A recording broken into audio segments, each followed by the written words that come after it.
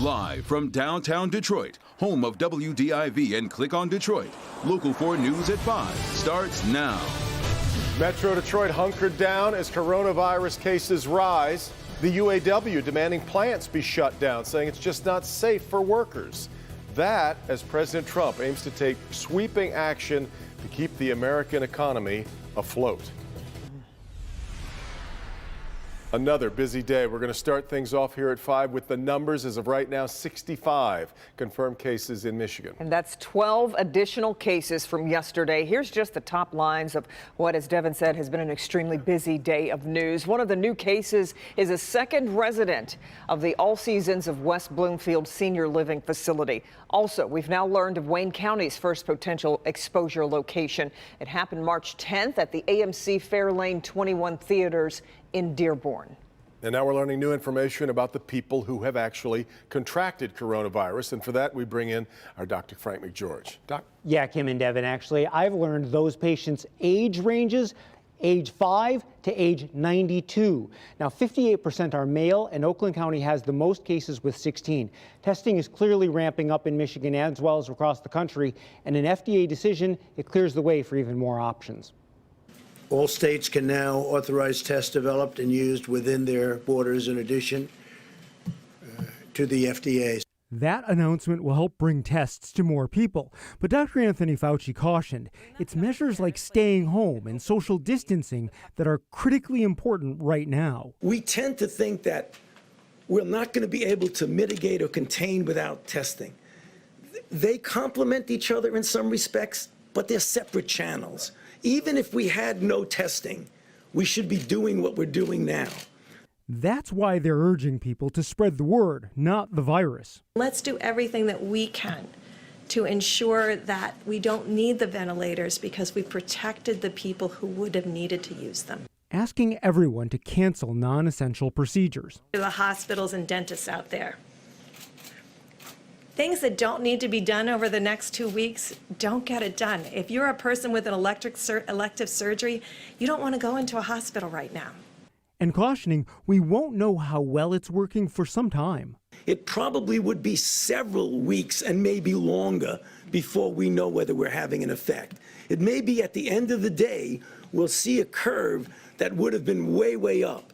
And the administration not ruling out more drastic measures. And are you looking at the possibility of more actions like, for example, limiting travel within the United States? Are you looking It's possible. It's possible. We'll see how it goes.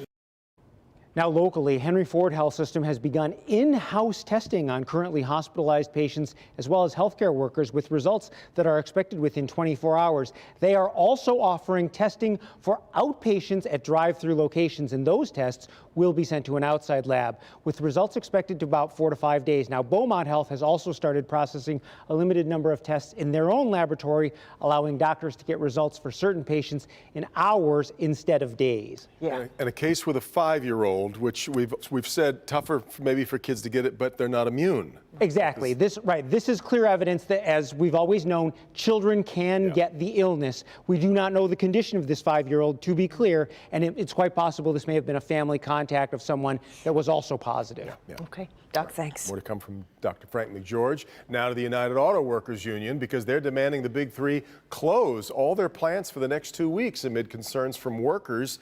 And now the union has put Ford, General Motors, and FCA on the clock to come up with a plan. Business editor Rob Maloney live tonight at the Dearborn Engine Plant. And Rob, the union is going to be meeting on this later tonight.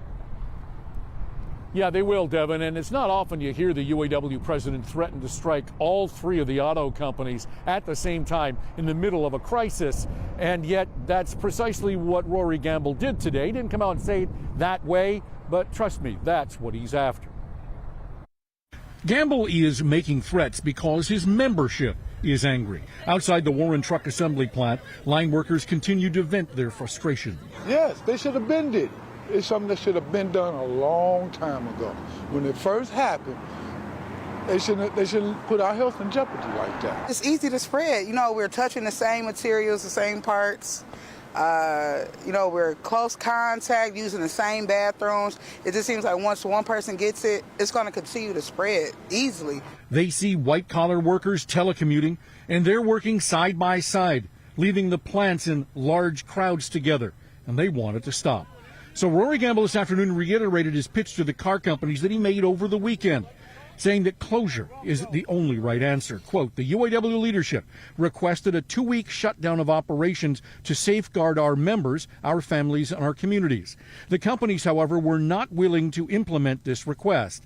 These companies will be put on notice that the UAW will use any and all measures to protect our brothers and sisters who are working in their facilities, end quote.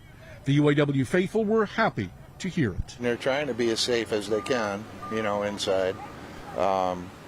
They could be doing a lot more, but because you can catch it being as close to you. And so in about an hour's time, there's going to be a conference call between Rory Gamble and the UAW Domestic 3 executives. They're going to be talking about this issue, trying to figure out how they can go forward. The 48 hours that had been given by the UAW on Sunday is about to end, which is what brought all of this on, and the UAW putting some heavy pressure on, saying, look, we have a lot of powerful friends out there too. They really want this. We'll see how they respond. We're expecting a response out of that conference call sometime around 7:30, 8 o'clock, somewhere in there. Back to you. And Rod, have you been able to get a sense of how close the companies have come to closing?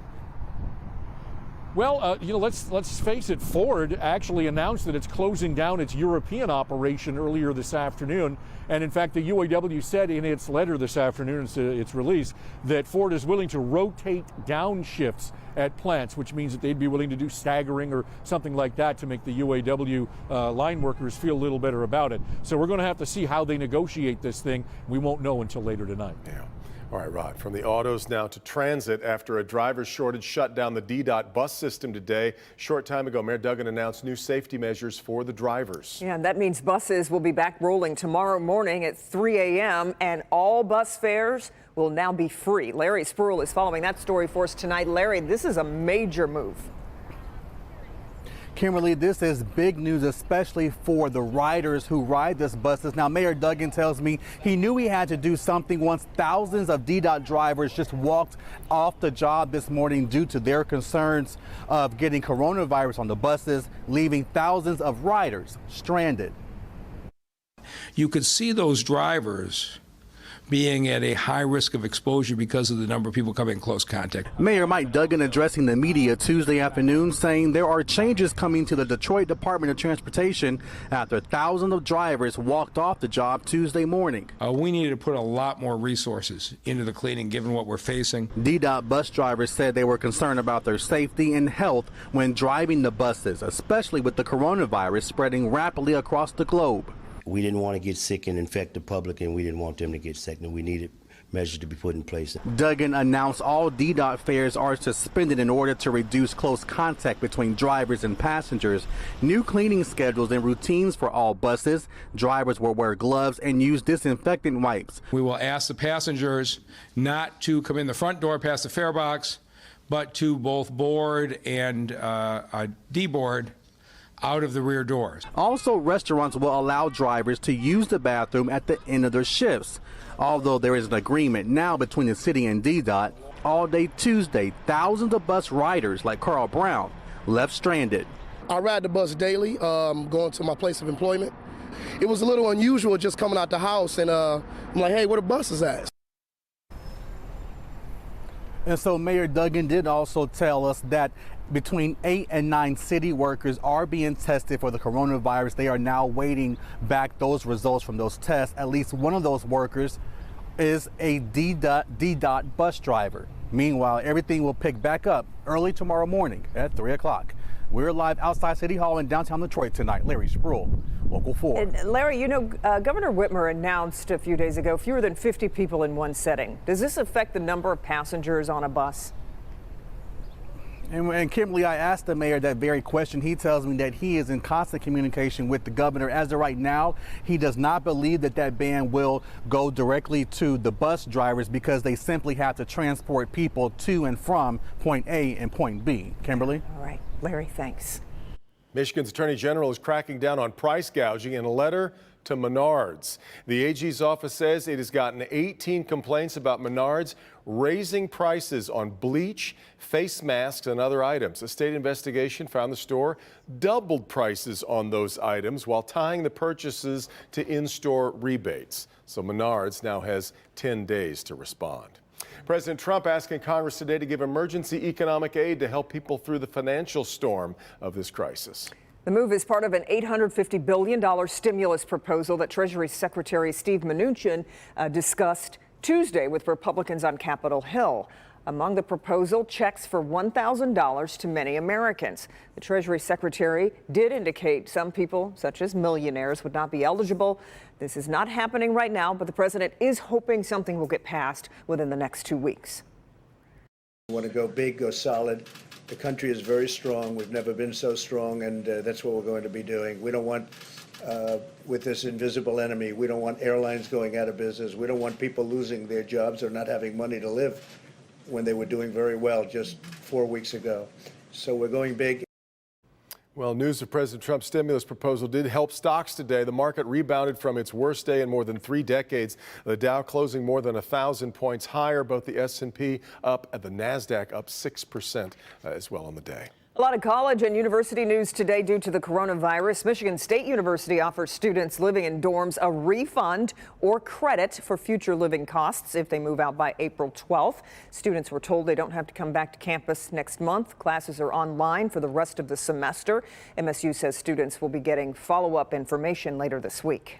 Here in Detroit, Wayne State postpones spring commencement. School saying it made the decision because of the government restrictions on group gatherings. Students who are graduating, of course, still going to be getting their degrees. The school did not say when commencement might be rescheduled, but that's another blow of just a special day that people are waiting for. Indeed. Yeah. Well, 2 major tests for high school students have been pushed back. The College Board has canceled the SAT until June.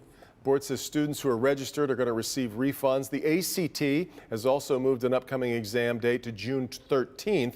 Most colleges and universities use those tests, of course, in determining their admissions. Indeed. All right, we've got a lot more ahead. Here's Paula.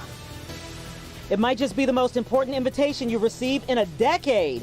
Why answering your census questionnaire now actually contributes to the public's health during this coronavirus crisis.